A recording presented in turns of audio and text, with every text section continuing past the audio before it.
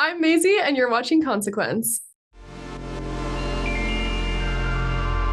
So great to hear that you're excited about this album coming out. I just want to hear first and foremost what the journey has been like. Obviously, you've put out so much music in the last couple years. Rainbow Cassette was 2021. You added some of those new tracks on a sort of reissue of that last year. And now comes a new collection of songs with like about half have now been released. So what's the journey been like kind of forming this huge statement?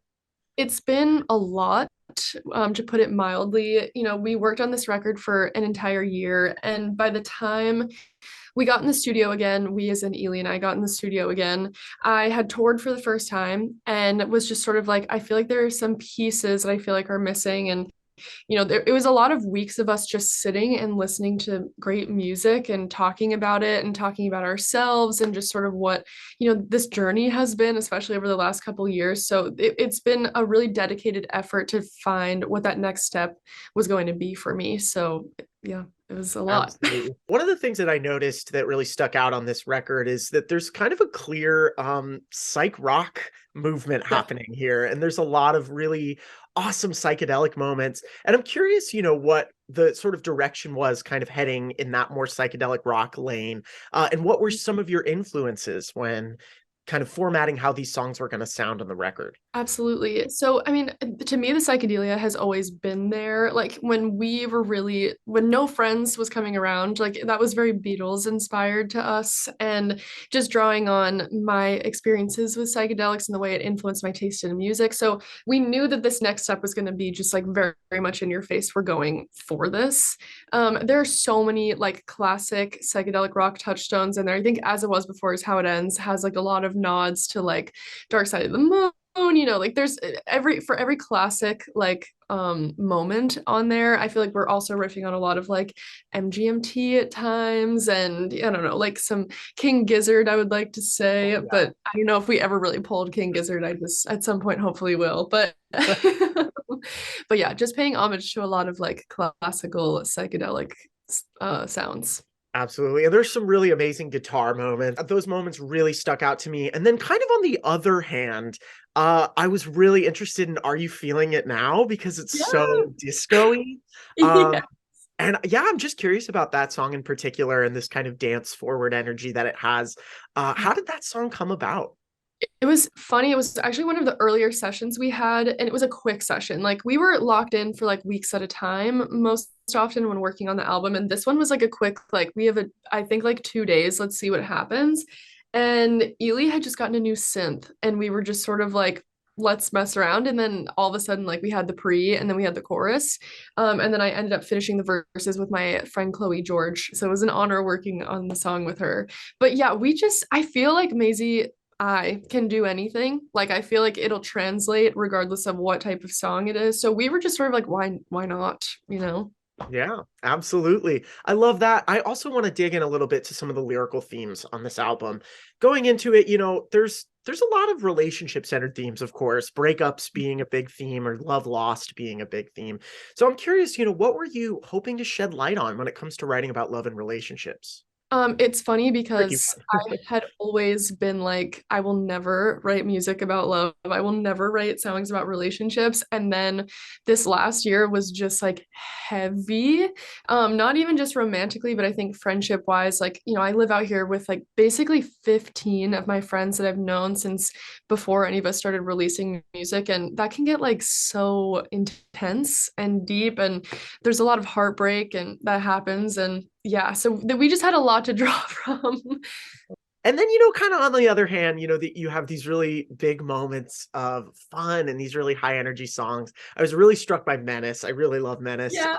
And of course, Girls Just Want to Have Sex. That's such a fun song. But both of those songs I noticed that you worked on with different producers and writers. So I'm curious about, Yes. the journey of creating those songs in particular, how you feel they fit into this larger body of work.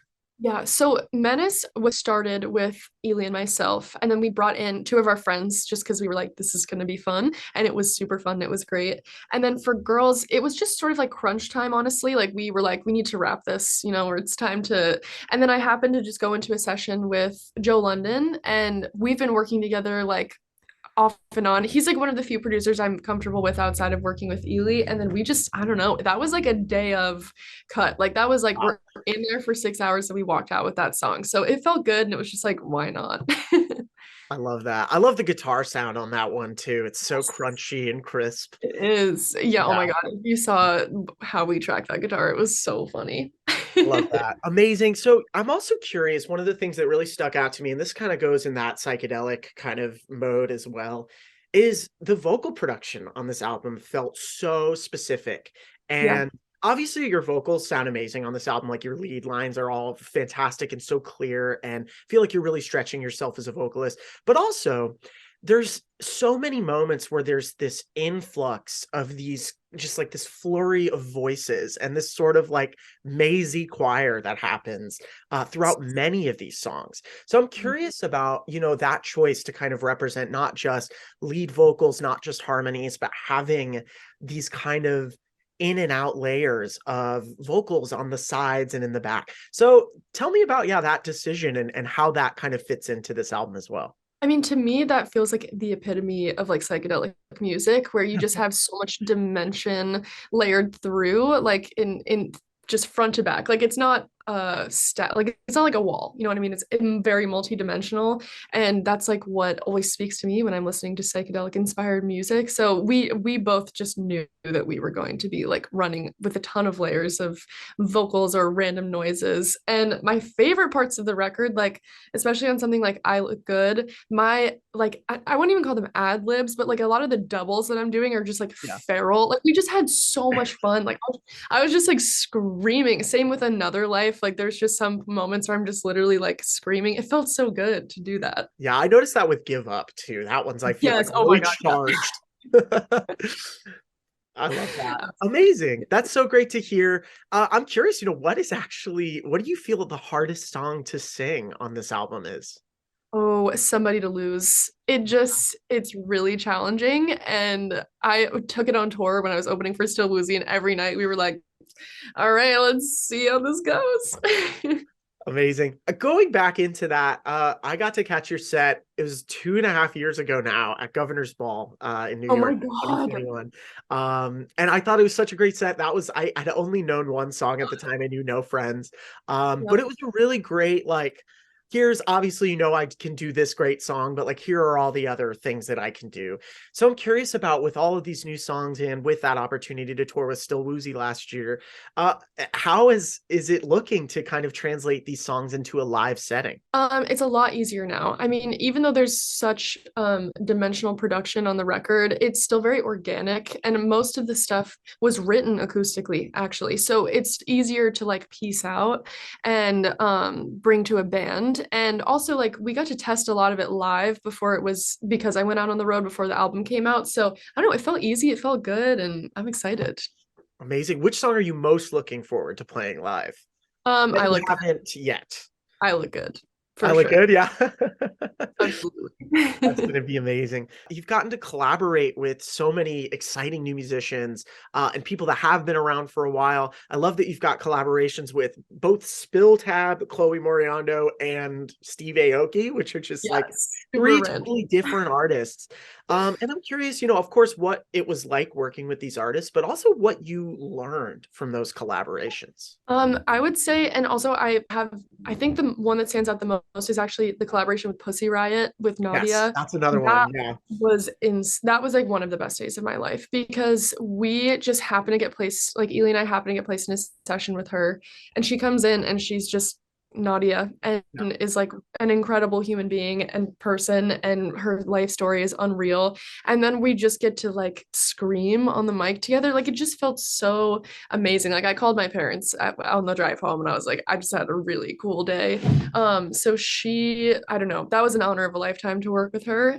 With Chloe and with Claire, I think Chloe blew me away because we got to do a music video together, and she is a star. Like I had never collaborated on a music video before, and I don't know, it just taught me so much. She's so young, she has so much going on, and that was really inspiring. And then for Claire Spilltab, she's a legend and is going to be so massive and is such an incredible writer, vocalist, producer. She does it all, and she's one of my inspirations and also one of my best friends. So it was like even better. I love that. LA sticks together. You guys are all in LA, right? I mean, maybe It's not weird. Chloe, but Yeah, I don't think Chloe is, but for the most part, everyone else is. Yeah. I love that.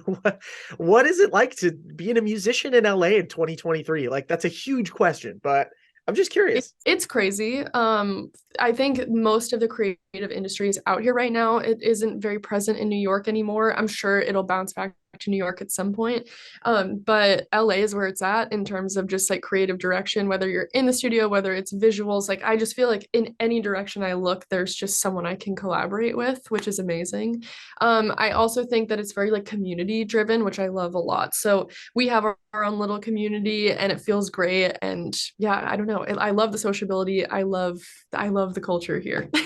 I love that. So I've never asked this to an artist before, but I'm always interested in looking at on your Spotify page and looking at artist Spotify page, the top 5 locations that you have the most listeners in. I feel like Ooh, this is a really fascinating data point that I feel like doesn't get talked about a lot. So I looked at yours today and I was actually very surprised. Your ooh, top 5 are, and I'm not sure if you've seen these I recently or haven't. but your number one is London. You have 50,000 listeners from London. Next is Mexico City with 43,000. Next is Sydney with 40,000. Then you have Los Angeles with 37,000. And then the last is Santiago, Chile at 35. Oh, that's So crazy. obviously you probably don't know this or like have that much of a clear idea, but I'm curious, like, why do you think your music is resonating so much with those different kinds of audiences? Absolutely no idea. So grateful that it is. I love that. I mean, I love that London is the first city. They have great taste all around. You know, they were just a cultural powerhouse for like a very large, like important couple decades. So that feels awesome. I can't wait to get over there. I'm just ready to tour in Yeah. general, like internationally. That would be crazy. So you haven't gotten to do shows in Europe or, of course, South America yet, right? No, it's expensive. Yeah, It's it's hard out expensive. here. Absolutely. Can you talk a little bit more about, yeah, maybe some of the uphill battles? Not necessarily financially, but like that does kind of come with the territory of you're releasing a new album this year. We're still kind of moving back out of this live music halt that happened. Yes. Yeah, just speak a little bit more about that. Definitely. I mean, in any direction you look, there's going to be a set of challenges. You know, the financial component is tough for when you're starting out. You know, you're shelling out thousands and thousands of dollars. You're most likely not going to break even. You're probably going to be in the red. So you're going to be at a loss for like the first couple years that you're touring, which is tough. So like the point of entry is challenging. And then you have sort of this weird relationship that exists right now where it's like, okay, you need like the foundation of a strong like social media following, but then you know agents, promoters, bookers, etc. are going to look at like you know how that translates to ticket sales. So and because we've just been living in a pandemic and now entering a recession, it's just so challenging to get those things to like add up. And yeah, it's confusing, it's hard. So yeah. This is a tough question, but it does kind of go in where we've been talking.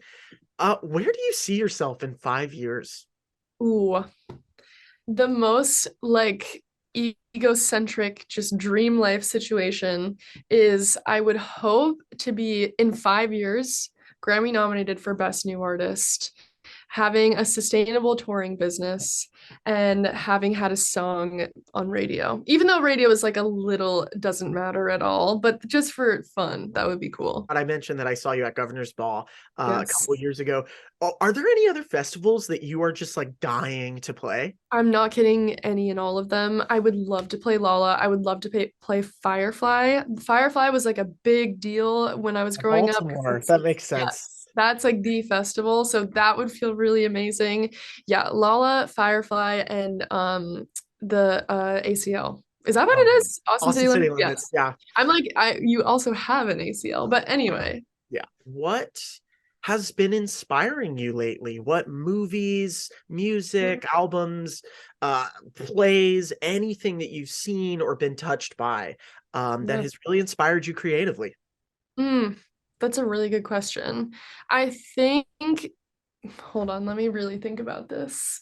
I haven't been as active watching film or TV. It's just sort of like been on the wayside. It's been the stuff that's been directly inspiring me has just been living my life, which Yeah. feels really good. Hey, that's Um, good. yeah, just watching the people around me create, it's extremely inspiring. And I think just watching like grassroots artists, just like really finding their way, that is what inspires me the most right now. And just watching like my friends grow up. They're very, very much my chosen family here. And I don't know, everyone's growing up so fast and it's crazy. So that is what is inspiring me. Amazing. I do have one follow-up to that. Since we did talk about collaborations, who are Yeah. some of your dream collaborations? Tame Impala, number Yeah, one. it's a King good. Gizzard, Matt Corby, Remy Wolf. Would love to collab with Remy. And yeah, that's all I can think about right now. That's all I can Amazing. think of. Yeah. Hey, those are all good. They're all kind of in a Venn diagram, I feel like. Definitely.